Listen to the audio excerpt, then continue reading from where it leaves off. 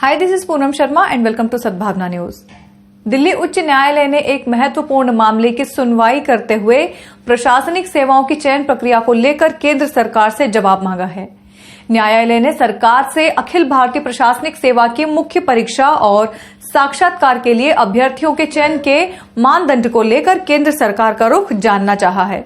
दिल्ली उच्च न्यायालय ने बुधवार को कहा कि अखिल भारतीय प्रशासनिक सेवा के लिए उपलब्ध वास्तविक पदों की संख्या की घोषणा किए बिना विशेष तौर पर दिव्यांग श्रेणी के संबंध में और मुख्य परीक्षा के साक्षात्कार के अभ्यर्थियों का चयन करना मनमानी है। न्यायालय ने पूछा कि मुख्य परीक्षा और साक्षात्कार के लिए योग्यता कैसे निर्धारित की जाती है। दिल्ली उच्च न्यायालय के मुख्य न्यायाधीश DN पटेल और न्यायाधीश ज्योति सिंह की पीठ ने केंद्र सरकार और सिविल सेवा की परीक्षा आयोजित करने वाले संघ लोक सेवा आयोग यानी UPSC से कहा, ऐसे में जब आपकी रिक्तियों की संख्या बदल रही है तो आप कितने लोगों को मुख्य परीक्षा और साक्षात्कार के लिए बुलाएंगे।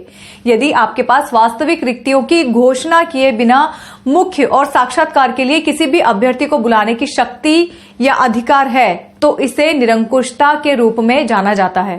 पीठ ने यह भी जानना चाहा है कि परीक्षा की अधिसूचना और याचिका दायर करने वाली संस्था संभावना की गणना में 8 रिक्तियों का फर्क कैसे आ रहा है। परीक्षा की अधिसूचना में दिव्यांगों के लिए सिर्फ 24 रिक्तियां बताई गई थी और याचिकाकर्ता संगठन संभावना की गणना के अनुसार रिक्तियों की संख्या 32 होनी चाहिए। उच्च न्यायालय ने इस बारे में केंद्र सरकार और UPSC से दोनों पहलुओं पर स्पष्टीकरण देने को कहा है। अदालत ने मामले की अगली सुनवाई के लिए 29 जनवरी की तारीख तय की है। उच्च न्यायालय 2 संगठनों संभावना और एवारा फाउंडेशन की ओर से दायर जनहित याचिकाओं पर सुनवाई कर रही थी। दोनों ने अपनी याचिकाओं में सिविल सेवा परीक्षा की अधिसूचना को चुनौती देते हुए कहा कि उसमें दिव्यांगों के लिए सिर्फ अनुमानित रिक्तियों का जिक्र है, अनिवार्य 4% आरक्षण का नहीं।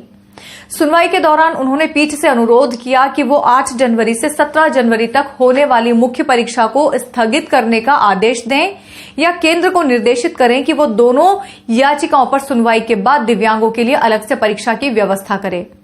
अदालत ने हालांकि इस संबंध में कोई अंतरिम आदेश से इनकार कर दिया है और कहा कि अगर याचिका दायर करने वाले परीक्षा में पास होते हैं तो बाद में उसके आधार पर राहत दी जा सकती है। इससे पहले सितंबर 2020 में हुई सुनवाई के दौरान अदालत ने UPSC के इस तर्क को बेतुका करार दिया था कि सिविल सेवा परीक्षा में रिक्तियों की संख्या उम्मीदवारों के अंतिम चयन से पहले भिन्न हो सकती है, जबकि दिव्यांगों के लिए सीटों की संख्या स्थिर रहे। हाईकोर्ट ने कहा, आप ये नहीं कह सकते कि आरक्षण की संख्या निर्धारित है लेकिन रिक्तियों की संख्या भिन्न हो सकती है। ये बेतुका तर्क क्या है? या तो दोनों तय हुए हैं या दोनों ही तय नहीं है। Powered by Arthros Clinic, a dedicated center for arthroscopy and sports injuries.